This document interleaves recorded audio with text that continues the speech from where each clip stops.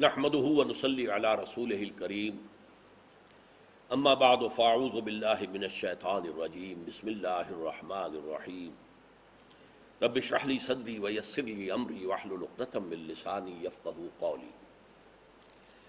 میں سورہ توبہ کے چھٹے رکوع کی تلاوت پچھلی نشست میں کر چکا ہوں، اب ہمیں اس کا مطالعہ کرنا ہے، لیکن اس سے پہلے غزوہ تبوک کا جو تاریخی پس منظر تھا وہ تو آپ کے سامنے آ چکا ہے، لیکن جو واقعاتی اس پس منظر ہے اس کو بھی ذہن میں تازہ کر لیں۔ اس قدر سخت یہ امتحان تھا مسلمانوں کے لیے، اگرچہ سخت ترین امتحان غزوہ احزاب میں ہو چکا تھا، لیکن غزوہ احزاب کے بعد جو لوگ بے شمار شامل ہوئے، فتح مبین صلح حدیبیہ کے بعد، ابھی ان کی تو کوئی آزمائش نہیں ہوئی تھی۔ اور یہ بھی آپ کو معلوم ہے منافقین کا تذکرہ سورہ بقرہ میں لفظ نفاق کے ساتھ آیا ہی نہیں، مرض کی علامات بیان ہوئی، لفظ منافق یا نفاق آیا ہی نہیں۔ سورہ آل عمران میں ایک جگہ آیا، سورہ نساء میں پھر پوری خبر لی گئی ان کی، سورہ احزاب کے اندر بھی ہم نے دیکھا کہ ان کے لیے ابھی توبہ کا دروازہ کھلا رکھا گیا، لیکن اس صورت میں آپ دیکھیں گے کہ ان کے لیے توبہ کا دروازہ بند، آخری فیصلہ۔ چونکہ میں نے کہا کہ یہ حضور صلی اللہ علیہ وسلم کی 2 بعثتوں کی تکمیل والی صورت ہے، تو پہلی بعثت جو تھی اس کا ابھی ایک حصہ باقی رہتا تھا کہ منافقین کے بارے میں کیا اقدام کیا جائے، وہ بھی آج آپ کے سامنے آئے گا انشاءاللہ۔ لیکن اب اس وقت جو آزمائش آئی ہے اس کا آپ سختی کا اندازہ کیجئے کہ وقت کی 2 عظیم ترین سلطنتیں جو تھیں سپر پاورز، ان میں سے جو زیادہ سپر تھی اس کے ساتھ مقابلہ ہے۔ ابھی جس کو ایرانیوں کے اوپر، ایک ایران کی سلطنت تھی اور دوسری تھی روم کی، اور رومیوں کو حال ہی میں بڑی زبردست فتح جو ہے ایرانیوں پر ہوئی تھی، اب ان سے ٹکراؤ تھا۔ ابھی تک تو جو جنگیں ہوئی تھی وہ اندرون ملک عرب تھی، اور معلوم ہو رہا تھا کہ اس نے بڑی تیاری کی ہرقل نے، لہذا ایک خوف کی کیفیت بہت زیادہ تھی۔ پھر شدید گرمی کا موسم تھا جس میں سفر کرنا اپنے آپ کو ہلاکت میں ڈالنے کے مترادف ہے۔ پھر نہایت طویل سفر تھا، تقریباً 600 میل یا 500 میل کا سفر۔ پھر قحط کا عالم تھا، اور اب کھجور کی فصل تیار تھی، اور کھجور کی فصل کو عورتیں تو اتار نہیں سکتی، تو وہ جو چڑھنا ہوتا ہے اس کے اوپر، تنے کے اوپر جا کر، اب اگر سب مرد چلے گئے تو اس فصل کو کوئی اتار نہیں سکے گا، یہ فصل بھی برباد ہو جائے گی۔ اگر صحیح وقت پر فصل اتاری نہ جائے تو وہ تو وہیں پر گل جائے گی، سڑ جائے گی۔ پھر ساز و سامان کی کمی ہے، اسلحہ کی کمی ہے، سواریوں کی کمی ہے، رسد کی شدید کمی ہے، اسی لیے اس کو جیش العسرہ کہا گیا ہے کہ یہ بڑی تنگ دستی والا ہمارا لشکر ہے۔ لیکن یہ پہلا موقع ہے، نوٹ کیجئے، کہ نفیر عام تھی کہ ہر صاحب ایمان نکلے، جو نہیں نکلے گا وہ یا تو منافق شمار ہوگا یا پھر وہ کوئی معقول عذر پیش کرے گا۔ گویا کہ میں یہ کہا کرتا ہوں کہ فتح مکہ کے بعد اصل حکومت قائم ہوئی ہے عرب کے اندر۔ اس سے پہلے ابھی مدینے کے اندر ایک دارالامن مسلمانوں کو مل گیا تھا، لیکن یہ کہ ابھی پوری عرب کے اندر جس طرح کہ ایک حکومت کو باز پرس کرنی چاہیے، ویسی باز پرس جو ہوئی ہے وہ پھر اس سفر تبوک کے بعد ہوئی ہے۔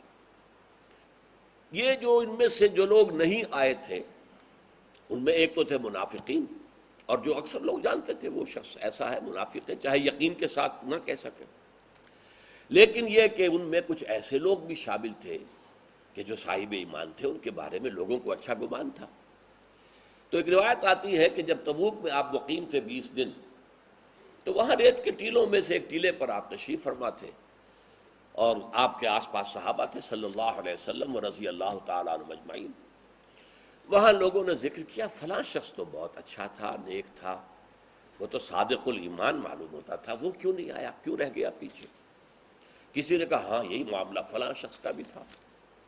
تو بڑا پیارا جملہ حضور نے فرمایا، دعوہ، چھوڑو اس کا ذکر، فَإِن يَكُ فِيهِ خَيْرٌ فَسَيُلْحِقُهُ اللَّهُ بِكُمْ، اگر تو اس شخص میں کوئی خیر ہے تو اللہ تعالیٰ اسے لا کر تمہارے ساتھ ملا دے گا، کوئی بات نہیں، کوئی خطا ہو جاتی ہے وقتی طور پر، جیسے کہ بعض ضعفاء کا معاملہ بعد میں آیا بھی کہ انہوں نے آ کے اعتراف کر لیا، پھر حضور نے کچھ سزا دے کر پھر انہیں معاف کر دیا۔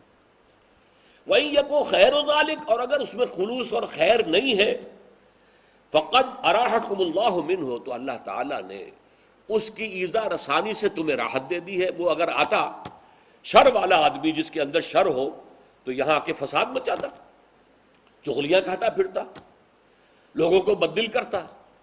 تو اگر تو وہ خیر سے خالی ہے، ایمان سے خالی ہے، تو دفع کرو، ٹھیک ہے، اللہ تعالیٰ نے تمہیں اس کی شر سے بچا لیا۔ اور اگر وہ صاحب ایمان ہے تو امید رکھو اللہ تعالیٰ اسے تمہارے ساتھ شامل کر دے گا۔ بہرحال اب نوٹ کر لیجئے کہ یہ آپ صلی اللہ علیہ وسلم کی حیات طیبہ کا آخری جنگی سفر ہے۔ اس کے بعد آپ نے واپس آ کر بعثت عمومی الی کافۃ الناس کے لیے پھر جیش اسامہ کو تیار کر دیا، اور ابھی وہ جیش اسامہ ابن زید روانہ نہیں ہوا تھا کہ حضور کا انتقال ہو گیا صلی اللہ علیہ وسلم۔ اب ذرا ان آیات کو نوٹ کیجئے کہ جب یہ نفیر عام ہوئی ہے کہ اب نکلو اللہ کی راہ میں، اور حالات ایسے سخت تھے، تو اس پر جو رد عمل تھا کچھ لوگوں کا، یہاں پہ یہ نوٹ کر لیجئے، یہ مومنین صادقین کا نہیں تھا، یہ کچھ منافقین، کچھ ضعفاء بھی، میں نے بارہا آپ سے عرض کیا ہے کہ اگر ایک انسان دین کے تقاضوں سے ذرا سا پیچھے ہٹنے لگے تو پہلے تو اس کو مرض کہیں گے، بیماری ہے، یہ ضعف ایمان ہے۔ اگر وہ اپنا اعتراف کر لیتا ہے کہ مجھ سے خطا ہوئی، مجھ سے غلطی ہوئی، اللہ بھی مجھے معاف کرے، اور اے نبی آپ بھی مجھے معاف کریں اور اللہ سے میرے لیے استغفار کریں، تو اسے ہم نفاق نہیں کہیں گے، یہ ضعف ایمان ہے۔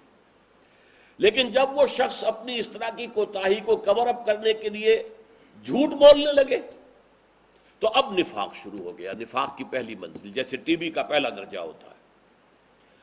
پھر جب وہ دیکھے کہ اب لوگ میری بات کا اعتبار نہیں کرتے تو قسمیں کھا کھا کر، اب یہ دوسری سٹیج آ گئی ٹی بی کی کہ اس میں نفاق دوسرے درجے۔ تیسرا درجہ وہ ہوتا ہے وہ دشمنی ہو جائے، انہوں نے ہمیں مصیبت میں ڈال دیا، محمد صلی اللہ علیہ وسلم نے آ کر ہمیں اس مصیبت میں ڈال دیا ہے، اور یہ مسلمان، یہ بے وقوف سفہا جو وہ کہتے ہیں فوراً تیار ہو جاتے ہیں، جان ہاتھ پر رکھ کر نکل آتے ہیں، بے وقوف ہے۔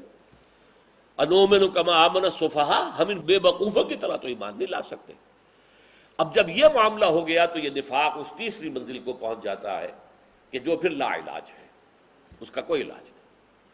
تو اسی طریقے سے قرآن مجید میں کہیں بھی، جیسا کہ میں نے بارہا عرض کیا ہے، یا ایھا الذین نافقوا کا خطاب نہیں آیا، کہیں نہیں، انہیں بھی خطاب کیا جاتا ہے یا ایھا الذین آمنوا، اس لیے کہ وہ ایمان کے مدعی ہیں، وہ دعوے دار تو ایمان کے تھے، مسلمانوں کے ساتھ نماز پڑھتے تھے، روزے رکھتے تھے، اور سب کچھ کروا لو۔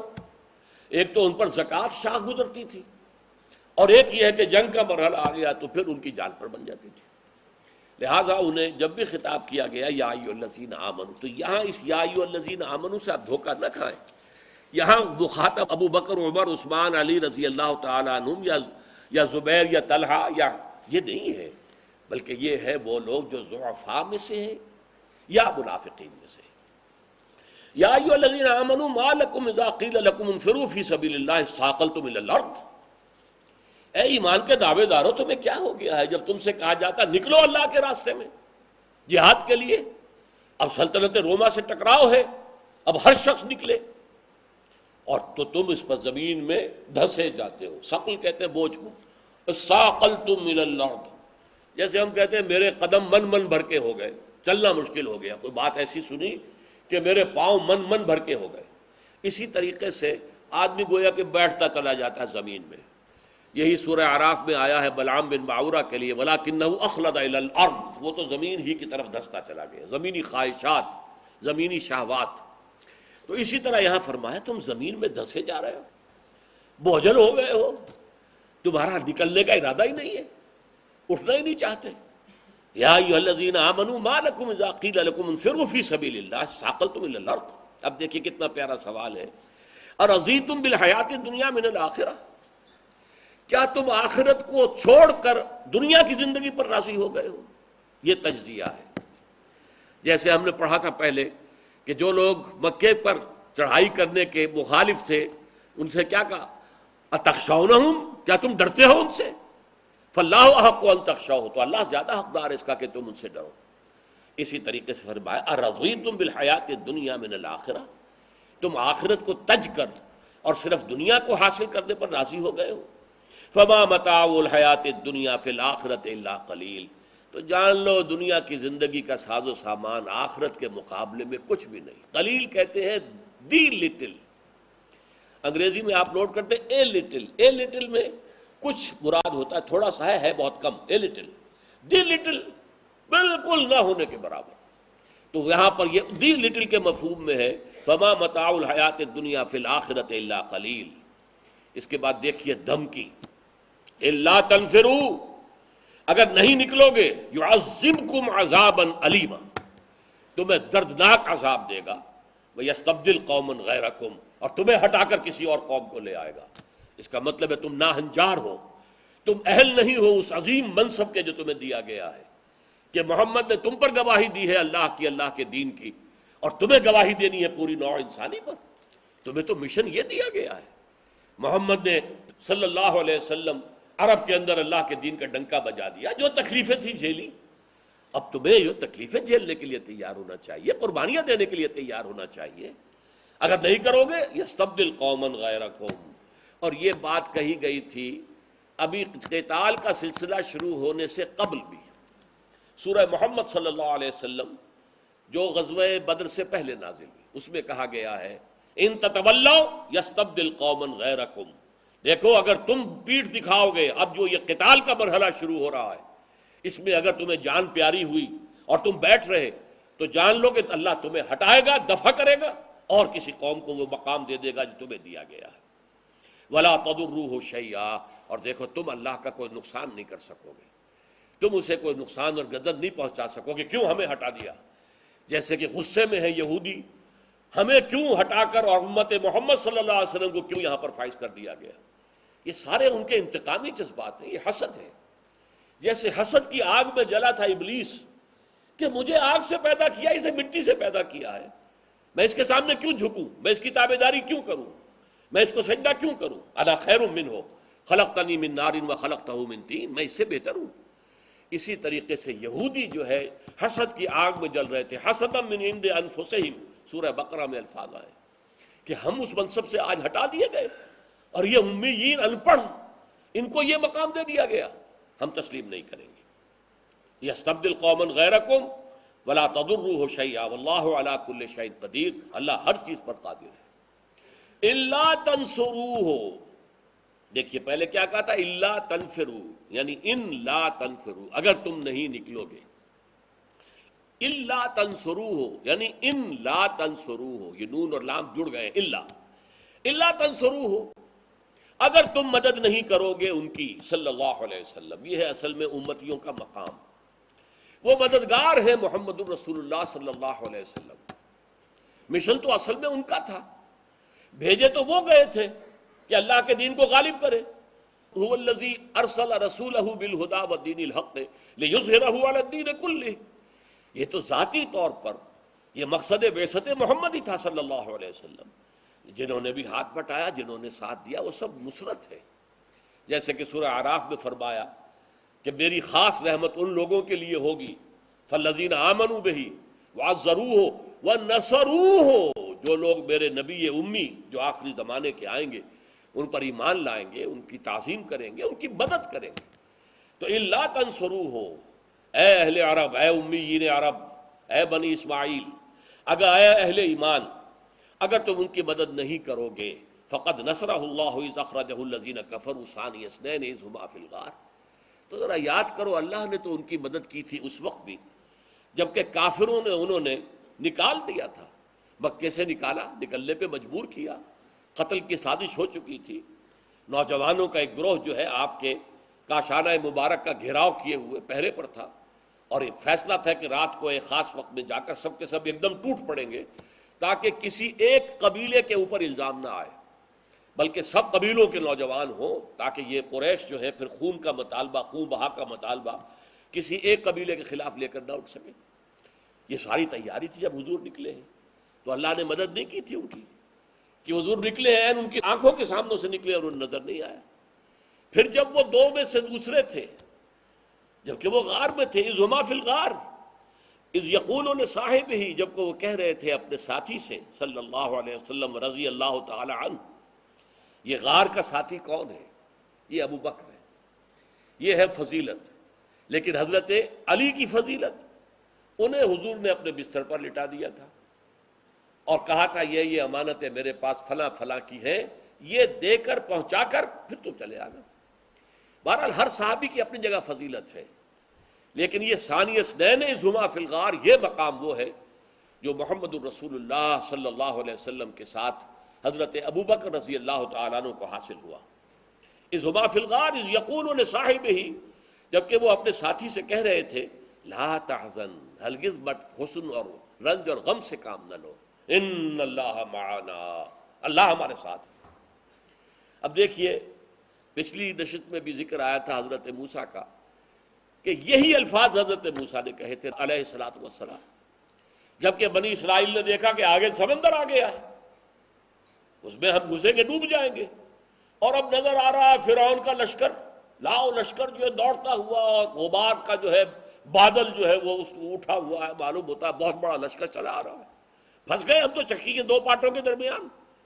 اور کچھ لوگوں نے آ کر گستاخی کے ساتھ کہا تم نے ہمیں مروا دیا، اس سے تو ہم وہیں غلامی میں بہتر تھے، غلامی تھی، محنت تھی، مزدوری تھی، روٹی کھاتے تھے، اپنے گھروں میں رہتے تو تھے، یہ جان کا خطرہ تو نہیں تھا، اب تو تم مروا دو گے ہم سب کو۔ تو انہوں نے کیا کہا تھا، ان معی ربی، میرے ساتھ میرا رب ہے، ہو یہدینی، وہ مجھے ہدایت دے گا، راستہ دکھائے گا۔ اور اللہ نے فرمایا کہ اے موسیٰ اپنے عصا کی ضرب لگاؤ ذرا اس سمندر پر، وہ ضرب لگی اور پھٹ گیا، راستہ بن گیا، چلے گئے۔ اور جب آیا فرعون اور اپنے لشکر کو لے کر اترا، وہ سب کے سب جو ہے وہ پھر آ کر دونوں طرف سے چٹانوں کے مانند جو پانی کھڑا ہو گیا تھا وہ آ کے پھر مل گیا، غرق ہو گئے۔ تو اللہ تنصروہ، اگر تم مدد نہیں کرو گے ہمارے اس رسول کی صلی اللہ علیہ وسلم، فقد نصرہ اللہ اذ اخرجہ الذین کفروا ثانی اثنین اذ ہما فی الغار اذ یقول لصاحبہ لا تحزن ان اللہ معنا فانزل اللہ سکینتہ علیہ، تو اللہ تعالیٰ نے اپنا سکون، تسکین، سکینت نازل کر دی ان پر بھی، وَأَيَّدَهُ بِجُنُودٍ لَمْ تَرَوْهَا، اور ان کی مدد کی ایسے لشکروں سے جنہیں تم نہیں دیکھتے تھے۔ وہ لشکر بڑے لطیف لشکر ہیں اللہ کے، ملائکہ۔ آخر کبوتری نے وہاں انڈے دے دیے، کسی کے حکم سے آ کر دیے تھے نا۔ آخر ایک غار کے اندر دو آدمی داخل ہوئے ہیں اور چھپے ہوئے ہیں، اور اس کے بعد ایک مکڑی نے جالا تن دیا غار کے منہ پر، تو یہ کس کے ذریعے سے ہوا؟ اللہ کا حکم تھا، یہ اللہ کے غیر مرئی لشکر تھے جو مدد کر رہے تھے اور بچا رہے تھے۔ جنود لم تروها وجعل کلمۃ الذین کفروا السفلی، اور پھر اللہ تعالیٰ نے کافروں کے کلمے کو سب سے نیچے کر دیا۔ یہ غزوہ بدر کی طرف اشارہ ہے۔ 70 ان کے سرکردہ چوٹی کے لوگ مارے گئے، ان میں عوام بہت کم تھے ان کے جو مارے گئے بدر کے اندر، 70 چوٹی کے سردار، ابو جہل ہو، ابو ابن ابی معیط ہو، کوئی بڑے بڑے سب لوگ۔ اسی طریقے سے جو حضرت بلال کا آقا تھا امیہ ابن خلف، سب بڑے بڑے لوگ سب کے سب مارے گئے۔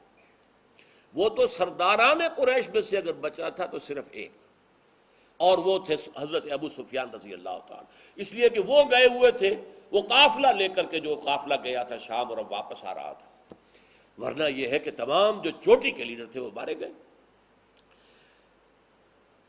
فرمایا وجعل کلمۃ الذین کفروا السفلی، سفلا یہ اسفل کا مؤنث ہے، اسفل سب سے نیچے، سفلا اکبر سے کبرا، اصغر سے صغرا، اسفل سے سفلا، جو سب سے نچلا تھا کلمہ وہ اب ان کا مشرکین کا ہو گیا۔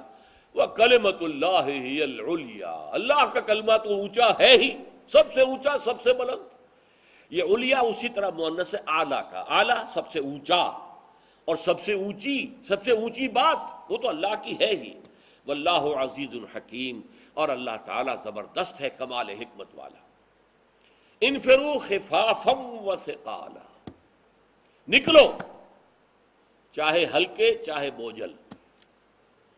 یہ الفاظ ایسے عجیب ہیں، اس قدر عمدہ الفاظ ہیں، حسین۔ ان میں ایک ظاہری ہے خفافا وثقالا، چاہے تمہارے پاس ساز و سامان کم ہو، زیادہ راہ نہ ہو، ہلکے ہو اس معنی میں، تب بھی نکلو، اور چاہے بوجھل ہو، تمہارے پاس سب کچھ ہو، ساز و سامان ہو، تب بھی نکلو۔ اور ایک یہ بھی ہے باطنی، چاہے تمہارا دل ہلکا ہو، تمہیں خوشی ہو رہی ہو، تمہیں انشراح اور انبساط حاصل ہو رہا ہو، اب آخری جو بھی ایک بڑا عظیم مارکہ آ رہا ہے اس میں اللہ تعالیٰ شرکت کی مجھے توفیق دے رہا ہے، وثقالا، چاہے بوجھل دل ہو. انسان کا ظاہر بات ہے کہ ایک اس کی سرشت ہے، تینت ہے، تین مٹی سے جس سے وہ بنا ہے. تو مٹی کے جو اثرات ہیں، سرشت یا تینت، اس میں تو یقیناً جان پیاری ہے. کون کہہ سکتا ہے جان پیاری نہیں؟ یہ تو بیسک انسٹنکٹس میں سے ہے. یہ مانا جاتا ہے جدید سائیکالوجی میں کہ سب سے بڑا موٹیو انسان میں پریزرویشن آف دی سیلف ہے. اس کے بعد پریزرویشن آف دی اسپیشیز. یہ شہوت کا معاملہ، شادی نکاح کا معاملہ، یہ کیوں ہے؟ اپنی نسل کو برقرار رکھنے کے. پہلے اپنی ذات کا تحفظ، پریزرویشن آف دی سیلف، اور پریزرویشن آف دی اسپیشیز، اپنی نسل کے بقا. تو ظاہر بات ہے کہ کچھ نہ کچھ بربنائے طبع بشری، جیسے کہ ہمیں معلوم ہے حضور کو جو اللہ نے بیٹا دیا تھا عمر کے آخری دور میں، حضرت ماریا قبطیہ کے بطن سے، ان کا انتقال ہو رہا ہے بچپن میں. حضور بیٹھے ہوئے ہیں، صحابہ کے درمیان کوئی آ کے خبر دیتا ہے کہ اس کی حالت جو ہے اب اس وقت بہت غیر ہے. آپ اٹھ کر گئے، بچے کو گود میں اٹھایا، آنکھوں میں آنسو آ گئے. نزع کے عالم میں تھا بچہ ابراہیم. اور بعض صحابہ نے کہا بھی حضور آپ کی آنکھوں میں آنسو، یعنی آپ کو حزن ہوا اپنے بچے کے انتقال پر؟ جبکہ ایمان کا تقاضا تو یہ ہے کہ اللہ تعالیٰ کی رضا پہ راضی رہے. آپ نے فرمایا یہ تو اللہ کی وہ رحمت ہے جو انسان کے دل میں رکھ دی گئی ہے. ایک شفقت ہے، ایک رحمت ہے، والدین سے محبت ہے، اولاد سے محبت ہے. لیکن ہم کہیں گے وہی جس کا ہمیں حکم ہے کہ ہم اللہ کی رضا پہ راضی ہیں. جو اللہ کا فیصلہ ہے وہ ہم دل سے قبول کرتے ہیں. تو یہ ثقالہ کا لفظ اس اعتبار سے، چاہے انشراح صدر کے ساتھ اٹھو اور چاہے بوجھل دل کے ساتھ اٹھو، اٹھو، نکلو. جیسے جو بیعت لی تھی عقبہ ثانیہ میں، اس میں بھی کیا تھا؟ بایعنا رسول اللہ صلی اللہ علیہ وسلم علی السمع والطاعۃ فی العسر والیسر والمنشط والمکرہ. ہم نے بیعت کی تھی اللہ کے رسول سے صلی اللہ علیہ وسلم کہ آپ کا ہر حکم مانیں گے اور اطاعت کریں گے، سنیں گے اور اطاعت کریں گے، چاہے مشکل ہو چاہے آسان، اور چاہے ہماری طبیعتیں آمادہ ہوں، انشراح ہو ہمیں، اور چاہے ہمیں اپنی طبیعتوں پر جبر کرنا پڑے. حکم آپ کا جو ہوگا مانیں گے. انفروا خفافا وثقالا وجاہدوا باموالکم وانفسکم فی سبیل اللہ، اور کرو جہاد اللہ کی راہ میں اپنے مالوں اور جانوں کے ساتھ. ذالکم خیر لکم ان کنتم تعلمون، یہی تمہارے لیے بہتر ہے اگر تم سمجھو. اور ہم 2 نشستیں قبل وہ آیت پڑھ چکے ہیں، اسی سورہ مبارکہ کی آیت نمبر 24. میں ترجمہ نہیں کروں گا، یاد کرا رہا ہوں. قل ان کان آباؤکم وابناؤکم واخوانکم وازواجکم وعشیرتکم واموال اقترفتموها وتجارۃ تخشون کسادها ومساکن ترضونها احب الیکم من اللہ ورسولہ وجہاد فی سبیلہ فتربصوا حتی یأتی اللہ بامرہ واللہ لا یہدی القوم الفاسقین. ان 8 زنجیروں میں سے کسی ایک زنجیر نے بھی تمہیں روک لیا اللہ کی راہ میں جہاد سے، تو پھر تمہارے لیے حکم ہوا جاؤ، دفع ہو جاؤ، وہاں انتظار کرو یہاں تک کہ اللہ فیصلہ سنا دے. اور اللہ ایسے ناہنجاروں کو، ایسے نافرمانوں کو، ایسے سرکشوں کو کبھی ہدایت نہیں دیتا. آخری آیت اس رکوع کی ہے، لو کان عرضا قریبا، اے نبی اگر کوئی مال غنیمت قریب نظر آ رہا ہوتا کہ جائیں گے جلدی سے اس کو قبیلے پر حملہ کریں گے، قبیلہ بھی کمزور ہے، ہم جیت کے آئیں گے، مال غنیمت لے کر آئیں گے. تو اگر ہوتا کوئی ساز و سامان اور مال غنیمت قریب، اور سفراً قاصداً، اور سفر بھی ذرا چھوٹا ہوتا، درمیانہ، لتبعوک، تو یہ ضرور آپ کے ساتھ جاتے، اتباع کرتے مال غنیمت کی جو ہے لالچ کے اندر. ولیکن بعدت علیہم الشقہ، لیکن ان پر یہ مسافت جو ہے، یہ سینکڑوں میل کا سفر اس گرمی میں، یہ اصل میں بہت بھاری ہو گیا ہے اور بہت دور کا سفر انہیں محسوس ہو رہا ہے. وَسَيَحْلِفُونَ بِاللَّهِ لَوِ اسْتَطَعْنَا لَخَرَجْنَا مَعَكُمْ، اور ان قریب اے نبی یہ آپ کے پاس آ کر اللہ تعالیٰ کے قسمیں کھا کھا کر کہیں گے کہ اگر ہمیں اندر استطاعت ہوتی، اے نبی میں بیمار ہوں، میرے اندر استطاعت نہیں، اے نبی میری بیوی بیمار ہے، کوئی دیکھنے والا ہے نہیں، میں نہیں جا سکتا، مجھے اجازت مرحمت فرما دی، وغیرہ وغیرہ. لو استطاعنا، اگر استطاعت ہوتی ہم ضرور نکلتے آپ کے ساتھ، آپ کے حکم پر فوراً لبیک کہتے. یہلکون انفسہم، حقیقت میں یہ اپنے آپ کو ہلاک کر رہے ہیں، جھوٹ بول رہے ہیں، بہانہ بنا رہے ہیں جھوٹا. تو یہ لما یحییکم ہم نے پڑھا تھا سورہ انفال میں کہ جو جنگ ہے اللہ کی راہ میں جان دینا، یہ تو اصل میں حیات ابدی حاصل کرنے کا دروازہ شاہدرہ ہے۔ جس طرح شاہدرے سے ہو کر لاہور میں داخل ہوتے ہو، اسی طرح شہادت کی موت سے تم جو ہے سیدھے براہ راست جنت میں جاؤ گے۔ یہلکون انفسہم، یہ بد نصیب اپنے آپ کو ہلاک کر رہے ہیں، اپنی عاقبت برباد کر رہے ہیں۔ واللہ یعلم انہم لکاذبون، اور اللہ تعالیٰ خوب جانتا ہے یہ جھوٹ بول رہے ہیں، ان کے سارے یہ بہانہ بازی جو ہے یہ سب جھوٹ موٹ کی ہے۔ بارک اللہ لی ولکم فی القرآن العظیم ونفعنی وإیاکم بالآیات والذکر الحکیم۔